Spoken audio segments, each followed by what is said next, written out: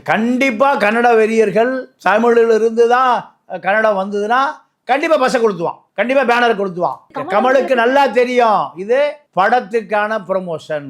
Sir இப்போ அவங்க பெங்களூர்ல ரிலீஸ் பண்ண மாட்டோம் அப்படின்னு சொல்லும் போது இப்போ 16ல இருந்து 30 கோடி வந்து அவங்களுக்கு லாஸ் தானே சார்? இது எப்படி சார் நீங்க ஒரு ப்ரமோஷனா பாக்குறீங்க? இல்ல 30 கோடி லாஸ், தமிழ்நாட்டில் 60 கோடி லாபம், இன்டர்நேஷனல் மார்க்கெட்டில் 200 கோடி லாபம். தமிழர்களுக்கு மொழி அறிவும் இல்லை, இன உணர்வும் இல்லை, அவர்களுக்கு நீங்கள் எல்லாமே சூன்யமாக இருக்கு, பூஜ்யமாக இருக்கு. கமலஹாசனுக்கு உண்மையாகவே இந்த எம்பி சீட்டு வரலைன்னா மேடையிலே மன்னிப்பு கேட்டிருப்பார். தமிழ்நாட்டில் இருக்கிற தலைவர்களுக்கு பூரா கர்நாடகாவில் தான் சொத்து இருக்கு. சன் தொலைக்காட்சிக்கு உதயா டிவி தான் முதல் வருமானம், ரெண்டாவது தான் தமிழ். பலாயிரம் கோடியை கொட்டுது. கருணாநிதியுடைய புத்திரி செல்வி செட்டிலான இடமே பெங்களூர். அப்போ ஸ்டாலின் பேச முடியாது, எடப்பாடி பேச முடியாது, எந்த பாடியும் பேச முடியாது. ஏன்? இவர்களெல்லாம் இழிச்சுவாய் தமிழர்கள், 200 ரூபாய்க்கு ஓட்டு போடுறவன் அவன் கன்னடன், கன்னட மொழியை அந்த மொழி வெறியனாக இருக்கிறான்.